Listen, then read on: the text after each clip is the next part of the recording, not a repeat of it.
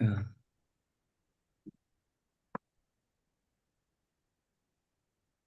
continue with the Gemara. We're holding here Mesechta Megillah Daf Chaf Ches Amud Beis 28b. If you have an art scroll, it's 28b3. We just finished discussing the halachas of using a shul or a place to make a eulogy. Now we are going to discuss ideas of the different praises, how to praise and respect you have to give to a Talmid Chacham, to a Torah scholar. And we're going to do it from several different angles. We had Rabbi Reish Lakish and Rabbi Nachman. Reish Lakish, he eulogized a Torah scholar who, according to Rashi, used to teach Mishnah to 24 rows of students, according to other Mefarshim, who sat in the 24th row before Reish Lakish, and eulogized him, how great of a person he was. We had Rav Nachman, who refused to eulogize a Torah scholar who was a tremendous Torah scholar, but he didn't spend time to be mishamish, to serve Talmidei Chachamim, serve students, or to teach to others. Now in Hassam, we're going to quote verbatim a Mishnah in Pirkei Avos. The Mishnah in Pirkei Avos, Perek Aleph, Halacha, Mishnah Gimel says, Hu haya omer. He would say, which is Avtayan, Negad Shema Avad Shema. Somebody who uses his name to advance destroys his name, meaning uses my reputation, then he destroys it. Lamoisif Yasif. You don't increase in learning of Torah, you don't just stay stagnant. You lose your knowledge that you learn. If one does not learn Torah, he is deserving of death. And if someone uses the crown of Torah for his own personal use, honor me, give me this or that because I'm a Torah scholar, sell me your house because I'm a Torah scholar, Chalaf, he will perish. He will eventually lose what he said, lose what he has. That's a Gemara, that's a Mishnah in Pirkei Avos. Here in our Gemara, it's going to be, we're going to have the same thing, just in a little bit of a different explanation. We learned in a Mishnah, Umishtamesh bisaga chalaf. One who utilizes the crown of Torah learning for his own benefit and their own use, they will perish. They will pass away from the world.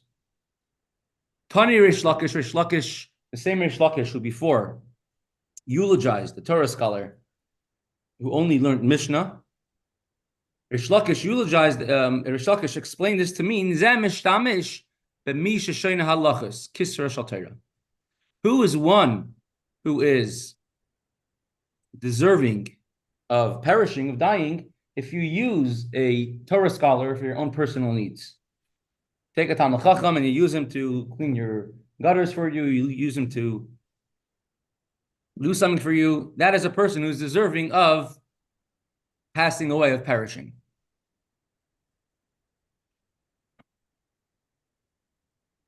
In the Mishnah in Pirkei Avos, Tishtamish B'saga Chalaf means someone who makes personal use of the crown of Torah, uses Torah to advance his own needs. I'm a Rav, and therefore I'm passing. You're not allowed to eat anybody else's hashgacha, not for any halachic reason, but because you have to listen to my great Torah scholarship or something like that. There's three different pirushim, three explanations, understandings. What does it mean, these words? Someone who uses Torah's crown, chalaf, shall perish. One explanation, and one in Pirkei Avos, is that if you're using Torah to benefit from, you shouldn't learn Torah in order to become an important person, a prestigious person. You shouldn't learn Torah in order people should support you, give you money. If you're learning Torah for the sake of heaven, Shem Shemayim, and then people want to come and support you, or they say, become a teacher, become a malamed, become a dayan, a judge, or a rav, and then in order to continue learning, you need to be supported, that is different. But even then, Torah scholars always lived in want. They never lived in lives of luxury. It's impossible to learn if you're hungry, if your children don't have what to wear, what to eat. As the Alter Rebbe says in Hilchos Talmud Torah. So that is the pirush in Pirkei Avos. The shtamish b'saga chalav. One who makes personal use of the crown of Torah shall perish. And it's very fitting with the entire flow of that Mishnah over there, that whoever has benefit from the words of Torah, he loses his portion of life in the world. The second pirush brought down in the Ramah, and even in Halacha it's brought down, and the different very awesome things are said about this, is that the shtamish b'taga, one who uses a crown. What is a crown? The crown is the letters of Hashem's name, the crowns, shemus of Hashem. Someone uses a shemus of Hashem. I mean, someone who knows Kabbalah, practical Kabbalah. Sure. Someone who uses practical Kabbalah for their own needs, right? It's chalaf, they should perish. It's a warning not to use the names of Hashem to accomplish certain things. Called Kabbalah Mises. And the third thing is that we're learning over here in our Gemara. Rish Lakish says, "L'shtamish b'saga chalaf." One who uses a Torah scholar for a menial task, for a non-Torah related task, that person is deserving of misa, of passing away. Chalaf. We're going to qualify this and quantify this. Exactly what type of use you are allowed to use from a Talmid Chacham or Torah. A teacher who is teaching a student. So if you're the main teacher, it's a schus, it's a merit for the student to learn, to be mishamish, to serve the teacher. And if a teacher, a Torah teacher, holds back his student from doing him a service, he's holding back goodness from him because he's not letting him serve a Torah scholar. Says Baal Shem Tov himself traveled to Chaim traveled to him, and when he was old and sick, and spent several days by him just in order to help him, to serve him, because he wanted to have the schus of Shemesh Talmidei Chachamim serving a Torah scholar. Similarly, the Baal Shem Tov, his students were the greatest tzaddikim, the greatest gaonim, and but being he was their main teacher, they were allowed to serve him, and so on and so forth. There was the Rebbe who poured kosher bracha by the Rebbe, Rabbi Mentlik, Rosh Hashiva of Yeshiva. He was the one who poured kosher bracha for the Rebbe, because if it's your main Rebbe, they are allowed to do a service for you, and it's a schus for them. But someone who's not your Rebbe, not your Talmid, not your student, and they're Talmid Chacham, a Torah scholar, you should not use them. Says the Gemara, an anecdote about this. The Amar Ula says Ula. Lishtamish inun. Here's a hierarchy. If you have several Torah scholars, several Talmidei Chachamim, some are wiser, some are less wise. Here's a one, and you need someone to do a task for you. Which one should you ask? Lishtamish inish b'man tani arba'a. One should rather be served by somebody who studied 4 orders of Mishnah, not to be served by somebody who teaches 4 orders of Mishnah. So Mishnah, there's here on the screen, see that there's 6 different orders called the Zerayim. The 6 different parts of the Mishnah: Zerayim, Moed, Nashim, Nizikin, Kachim, Taris. And there's 4 main ones that we're supposed to know, which is the ones that are Negeya, the ones that are important for those living outside of Eretz Yisrael. Zerayim is mainly all about planting the different Truma, Meiser, Peyag, the Dmai, Kilayim, Shemitah. All these things apply only in Eretz Yisrael. There's no Gemara on Zerayim except for Brachas. Which Brachas is not really part of Zerayim, they just put it at the beginning of the Mishnah. Moed is so that Zerayim is not so applicable nowadays. Moed is applicable, all the Yom Tovim. Nashim is very applicable. Halachas of ksuba, halachas of kiddushin, nisuin, gittin, marriage, divorce, everything is very nida. It's all nida and taras at the end. Nizikin, damages, of course, that's very applicable. Kachim is a karbanis in the Beis HaMikdash, which although it's not as applicable nowadays, because it's specifically the karbanis in the Beis HaMikdash, but it's very important in general to learn kachim, the laws, halachas of kachim. The says whoever learns Torah, it's like they're bringing a karban. And it says Talmidei Chacham, the sages are constantly serving and bringing karbanis to Hashem. So this is something which is applicable even nowadays. As a matter of fact, the Chaim, in his yeshivas, he instituted that they should learn kachim, these halachas. They're very nuanced, very complicated. And even during the times of the Amirayim, when there was no Beis HaMikdash, even then, they were very knowledgeable inside out of all the halachas of kachim. And many brisker yeshivas to learn specifically, they say there is kachim. And taras, again, you have no mishnayos on, you have no Gemara on taras, except for Mesechta Nida, which is really part of Nashim, but they put it as part of Nida. And we're going to actually have a connection to Mesechta Nida right now. So the 4 orders of the Mishnah, which are important to learn, 3 apply nowadays, and Kachim, which although it doesn't apply nowadays in the literal sense, but it does apply in a more greater sense of learning Kachim. Sounds like you're saying touching. Touching. The laws of touching. Yeah, it's called the laws of Kachim. The touching is Megillah. That's Negoyim. That's also in Taras. Yeah. Kachim is the karbanis in the Beis HaMikdash. So he says, rather, you should, if you need a Torah scholar to do a service for you, you should rather utilize somebody, should be served by someone who knows these 4, but didn't teach them, as opposed to somebody who teaches them, which is even someone who teaches, we learned earlier, it's according to the Ran, right, in our explanation of their shliach, how we eulogize a student to new Mishnah, but taught Mishnah, according to Rashi in the Ran.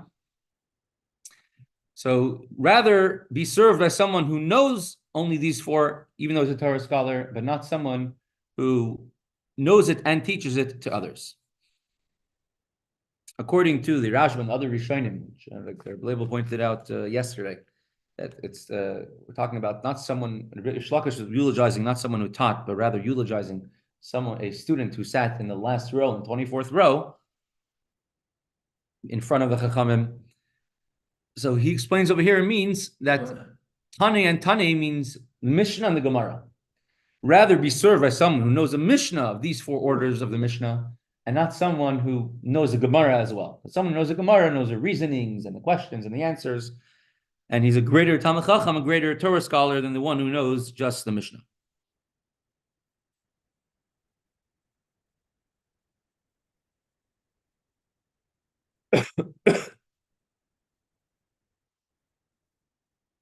The Halacha says somebody should always honor a Torah scholar, someone who's greater than them, for sure, obviously. Someone who knows halachas you should not use. If it's someone whose parnasa is doing this, we see many Tamnoim and Merayim had jobs. They were a blacksmith. Or you'd like to go to the blacksmith shop and ask them to do it for you. You know, Menachem Zemba, one of the Rabbanim in Warsaw before the war, was actually killed Erev Pesach during the Warsaw Ghetto Uprising. In the middle of the Warsaw Ghetto Uprising, he was shot in his back by a German, and he was escaping from one burning house to another burning house. There was a huge levaya, a huge funeral in the middle of the Warsaw Ghetto Uprising. Thousands of people came. Everyone came out of their bunkers, out of their hiding places to make a levaya for him. He was Menachem Zemba. Of course, the Rebbe, he came to the Rebbe's wedding. He's a personal gift that he gave to the Rebbe. He really wanted the Rebbe to come learn by him. He says, I'll make him into the Gadol Hadar. So Rebbe Menachem, when the Rebbe told him, I have to go back to my father-in-law, he started crying. And so Reb Menachem Zemba, he had a store. He was a shopkeeper. He had a store, a hardware store in Warsaw. He refused to take any money for being a Rav. And someone said they went into his store once. Reb Menachem Zemba was sitting behind the counter reading the Sefer, and piled up all along the wall are boxes of different types of screws and different types of nails and different things. And he didn't notice anyone walking into the store, and someone could have walked out with tons of objects and nobody would have realized. And in the middle of learning, and somebody says, interrupted him, says, "Can I please have a certain type of screw?"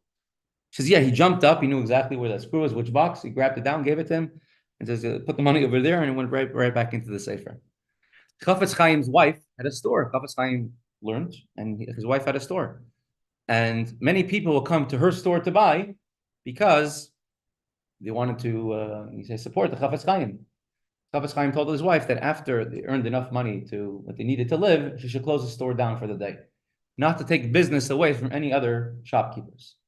So could you use a Talmid Chacham, a Torah scholar, who was a blacksmith for anything else? And so someone came into the Rebbe's house. The mother, and he was under the sink fixing the pipes. The Rebbe was under the sink fixing the pipes. Yes, and they asked him, "Why do you have a plumber?" He said, "What? I should give away the schus to fix my mother's pipes to a plumber."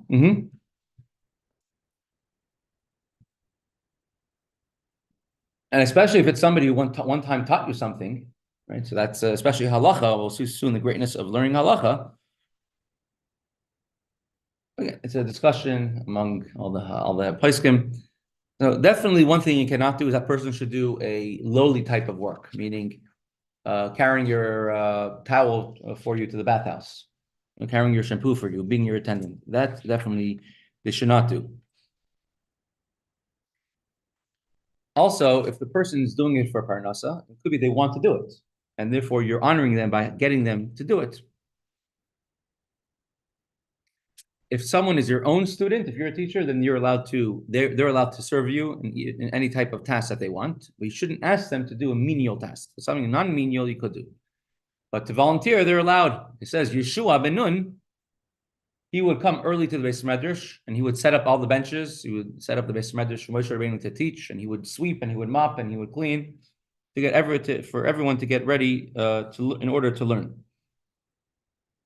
If a student wants to help his teacher in the mikvah, in the bathhouse, that he is allowed to do. But to go ahead and ask him, you're not allowed to do. Someone else's student, you shouldn't ask them to do even a non-menial task. Let's continue learning. Amar Ula, Ki had Reish Lakish, and we're going to give an anecdote of Reish Lakish, famous Reish Lakish, who before eulogized a Torah scholar, Shmuel. Sorry, I didn't notice you till now. Notice Shmuel. Reish Lakish have a kama arba, have a azib urcha. One time Reish Lakish was traveling on the way, and there was a large puddle, a deep puddle of water along the way that he had to get through. Asahu Gavra, so a certain person came. Now, this person, for context, was not dressed as a Torah scholar, and he didn't present himself as a Torah scholar. Arkavei Kaspe, so he told Reish Lakish, Rabbi, you don't have to get yourself wet and dirty and walking through this big puddle. Let me give you a ride on my shoulders. He picked up Reish Lakish, put him on his shoulders, and he passed over the water, passed through the puddle, and Reish Lakish did not have to get wet.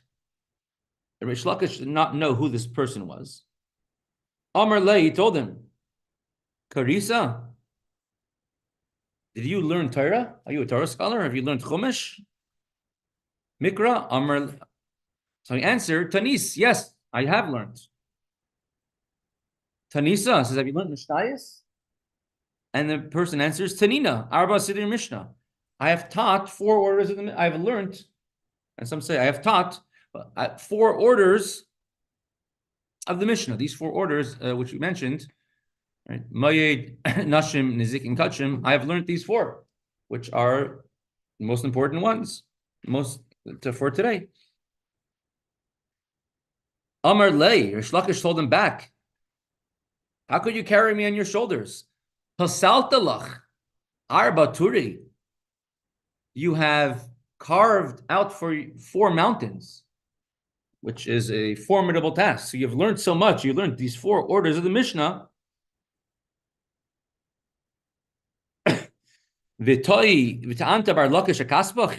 And you still are going to carry the son of Lakish, carrying me on your shoulders? I don't want to use you. I don't want to make use of you anymore. You should stop serving me. Put me down in the puddle. Stop carrying me now, because you're a Torah scholar. Shadi, bar Lakish Maya. Throw me off and throw me into the water. I can't use somebody who's a Torah scholar.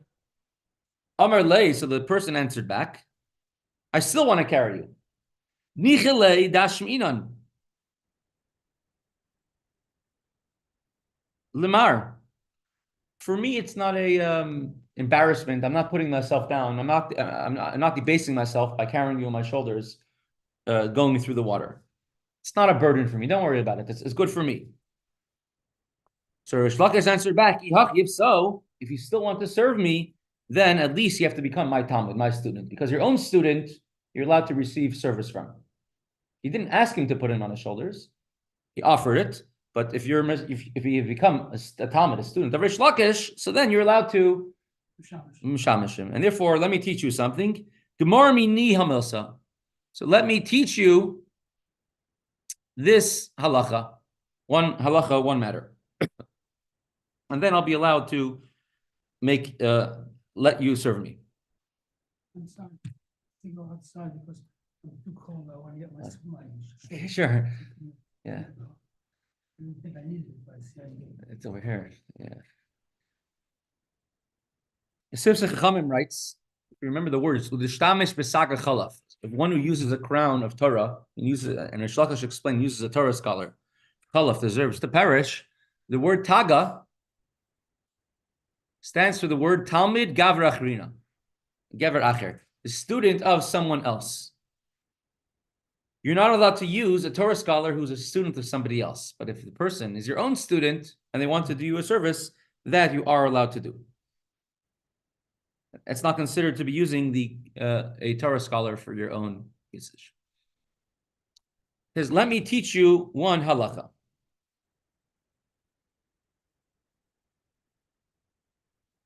And it shows a very interesting halacha.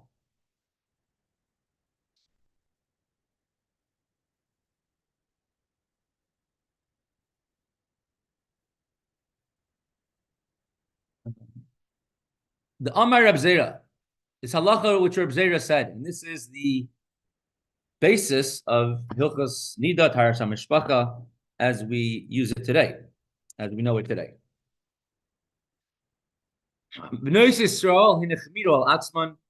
The Jewish woman imposed upon themselves, were strict upon themselves.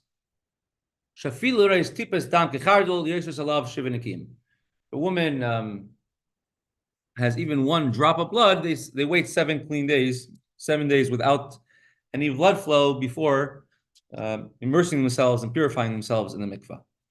Mina Torah, from the Torah, you have what's called the Yimei Nida, Yimei Ziva. There's 7 days of Yimei Nida. 7 days a month where a woman is considered to be the possibility to be a Nida. And 11 days, Achadas Yom, which were called Yimei Ziva, she could become a Zava. And during Yimei Nida, if she sees any blood, even one drop of blood, during Yimei Nida, she has to wait 7 days without any blood, without any clean days, 7 Shivanikim, before going to mikvah. And if she sees blood during the Yimei Ziva, so if she sees 1 day or 2 days blood, so then she needs to wait 1 or 2 days without blood, without seeing anything. And if it's 3 consecutive days, then she has to. The Benois Yisrael, the Jewish woman, if it's 3 consecutive days, if the Jewish woman took upon themselves a stringency that even if they see 1 drop of blood on 1 day, not knowing even if it was during Yemei Ziva, where it would only make them impure for 1 day, still they would wait for 7 days of not seeing any blood before going to the mikvah. And the reason is because the reason why the Jewish woman took upon themselves this stringency of always waiting 7 days after any drop of blood, because there are times when it's one drop of blood would make somebody wait 7 new days. For example, if they're during the Shiva Nikim, 7 clean days, and it's not one drop of blood, they have to recount all the Shiva Nikim once again. Also, it's possible that a woman saw blood 3 days in a row and didn't realize on day number 2, let's say, only realized day number 1 and 3, or didn't realize on day number 3. Or sometimes it could have seen on day 1 and not realize that they started till the next day. So in order to take away any problems, any possibilities of any confusion, they took upon themselves the stringency of being a Zava Gedola, of always waiting 7 clean days after seeing even one drop of blood.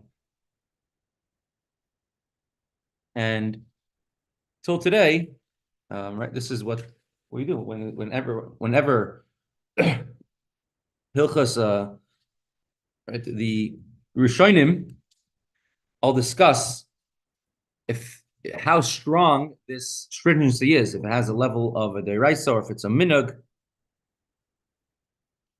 But it wasn't the sages who started it. There was a woman themselves who came up with this halacha. And it was accepted until halacha today, and this is halacha that everybody follows. Why did Rish Lakish choose, of all the halachas in the world, to teach? There's one halacha. There's this person who's doing him a service, carrying him on his shoulders, and he wants to do him a service. Why specifically choose this one halacha to teach? There's so many other halachas you could teach. Why that this halacha of Reb Zera? Royati bedam kechardel. Some Pfeffer explains. If you look at the next Gemara, I'll give you the answer. We're going to go to the next Gemara as well, till the last word on the page. Tana Rabbanan, Tana Ve'Eliyahu. In the school of Eliyahu Hanavi, it was taught. Who's the school of Eliyahu Hanavi?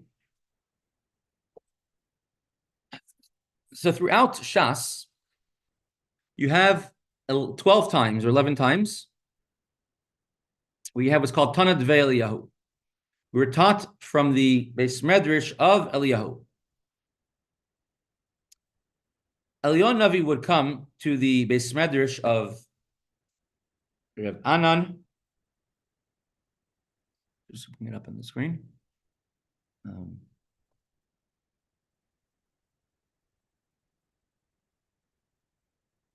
Yes.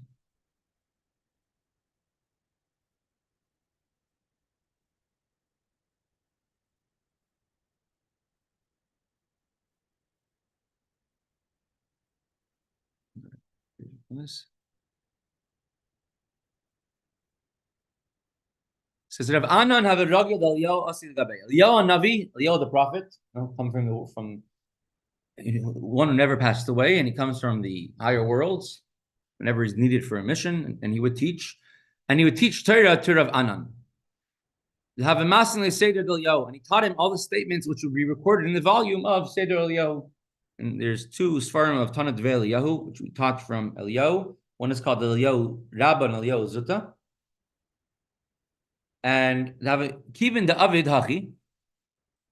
One time, there's a story of Rav Anan previously in the Gemara, that Rav Anan, one time, he, not intentionally, but he, during a halacha, during a din Torah, he said he paskened in the incorrect way. Right, because the person came and the person was very nervous in front of Rav Anan, and so it caused that person to lose a din Torah. And after that miscarriage of justice, Istalik, Eliyahu Navi stopped coming to Rav Anan. So Rav Anan felt so terrible. Why did Eliyahu Navi stop coming?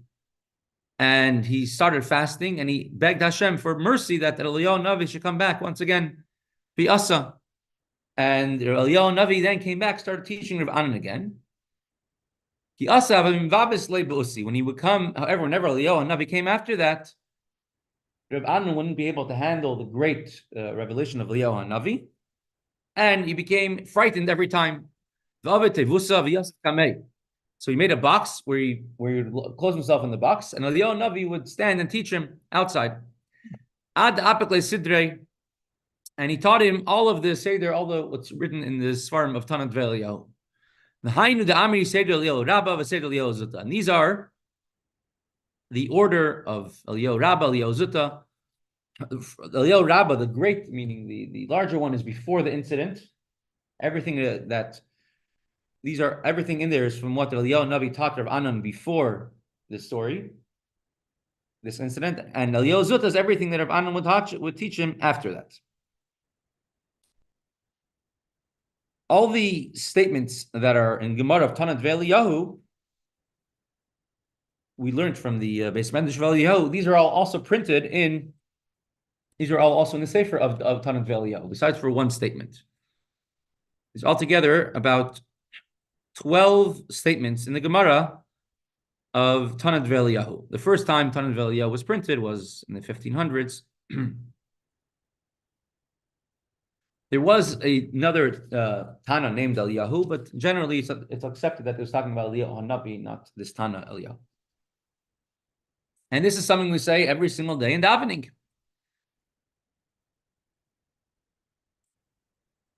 Whoever learns Torah every single day, he is guaranteed that he will receive a portion of the world to come. Shinemar, as it states,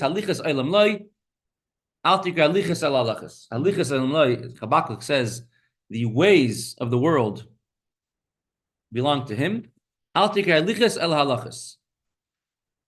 Halachas, one who learns halachas, then the ways of the world belong to him. He will receive olam haba, the world to come. If you learn halacha every single day, you're guaranteed to receive the world to come. That's part of what we learn before davening. Every single day, we say in Parak Rabbanis, we say certain halachas in order to fulfill what it says. One should learn halachas every day. Of course, you shouldn't be satisfied and learn more halacha every single day. The Rebbe pushed very strongly. Everyone should get smicha, should learn halacha. He introduced in all Chabad yeshivas, you learn halacha every single day. The Shulchan Aruch, Alter Rebbe Shulchan Aruch. So why is this right next to the story of Reish Lakish? Reish Lakish would not want to make service of a Torah scholar. He taught him halacha. And then we say whoever learns halacha every day will receive the portion of the world to come. And why did Reish Lakish decide to choose this halacha of Reb Zera? That if a woman sees one drop of blood, they sit Shiva Nakim, they sit 7 clean days. So who does one have to honor more, their teacher or their father? What's halacha? Teacher, because your father brought you into this world, and your teacher brings you into the world to come. Reish Lakish is telling this person, I taught you halacha.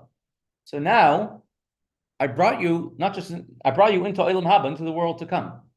And if your own father you have to serve in such a way, then to me also you're permissible to serve me in such a way as well.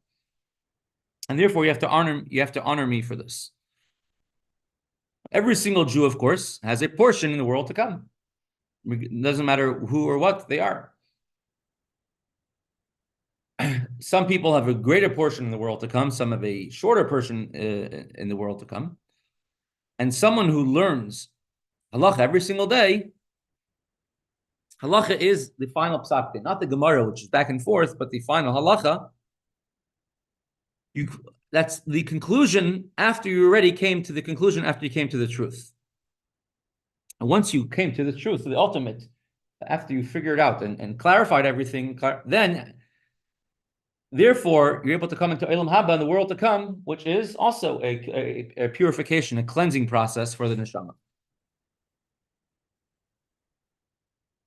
Which in turn is this halacha of Reb Zera. It says that the Jewish women were stringent on themselves. Even if they saw only one drop of blood, they would wait for 7 days to purify themselves.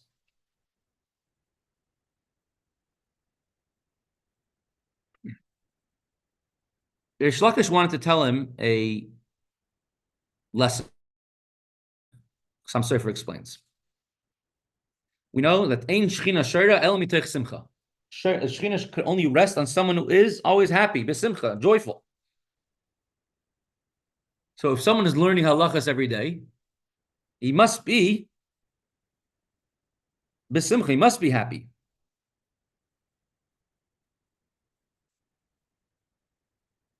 The Arizal says, and Baal Shem Tov explains this, and there's several Amorim of the Rebbe explaining this as well.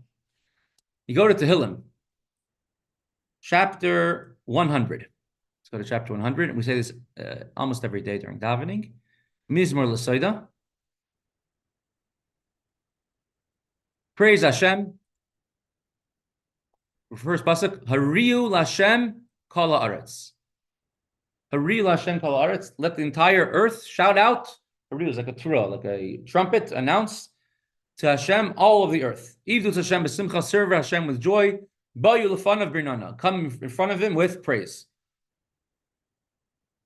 This is when you bring a carbon toida to Hashem. They would sing this Mizmor l'Soida. We don't say this on Pesach and on Yom Kippur because you can't bring a carbon toida on those days. The words Hariyu l'Hashem kol haaretz. Hariyu is the first letter. The Shtevis first letter of Hariyu is Hey. Hashem is a Lamed. Kol is Chaf. Haaretz is Hey. Makes up the word Halacha. The next thing it says after that is Ivdu es Hashem b'simcha. Serve Hashem with joy. So learning Halacha brings one to joy. So Rish Lakish is telling this Talmid Chacham, this Torah scholar, who was a very humble person. He, from his outside appearance, he couldn't tell he's a Talmid Chacham, couldn't tell he's a Torah scholar. And he ended up that he knows 4 starim of Mishnayos very well. Now, a tzaddik always feels humble. They don't want to feel that they are someone great. They feel that I one time did an avera when I was young, and they're always doing tshuva for something they might have done a very long time ago. So if they're always constantly second guessing and doing teshuva, they might be losing their simcha, not have simcha shel mitzvah. So this is what Rish Lakish was telling the person who carried him through the puddle. He says, look at he taught him in a way of halacha, and he says, look at the Jewish woman who you might think they shouldn't be strict on themselves because it's just for themselves. They want to not be tamei. They want to be tar, whether it's to eat kachim, bring karbanis in the Beis Hamikdash, or to be with their husbands. And still, even for a time, even for a possibility that they might have overlooked one day when they were bleeding and therefore there's Zava Gedola, or for any other reasons, but even for one drop of blood, even a tiny drop, like the size of a mustard seed, they're going to wait 7 clean days. So although just like the Jewish woman, for even the smallest thing, right? They're always looking out for it, just like a Talmid Chacham doing teshuvah for even the smallest transgression he might have done when he was younger, or for his young years wasn't a transgression, but now it is. Still, Tanan Velio teaches you that you have to always be the simcha, always have joy. That's why he says right afterwards, whoever learns halacha every day, always be simcha, then you're Eilam Haba. Because the way to the straight path to getting Eilam Haba is besimcha. As we learned in other Gemaras, Rebbe said he wanted to know who's a Ben Eilam Haba, Yasel Eliyahu Navi, and he pointed out 2 people in the market who will receive Eilam Haba. Who are they? They were people who were badchi. They were comics, comedians. They were always making other people besimcha.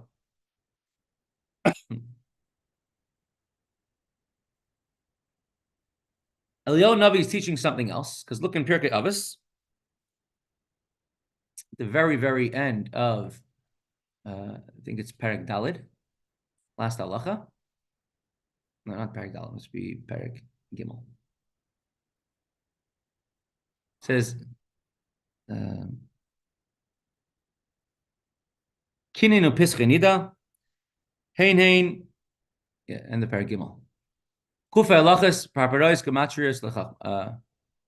Rabbi Lezer ben Chisma says, "Kininu pischei nida." The halachas, the laws of nida, of periods, menstrual periods, and kinin, the halachas of bird offerings when you do a pirs. These are gufa halachas. These are the meat, but these are the main halacha. Gufa is a gematrius parparois lechachma. Calculations of the sun and the moon and numerical calculations are condiments, but not the main wisdom. So pischei nida is the main halachas.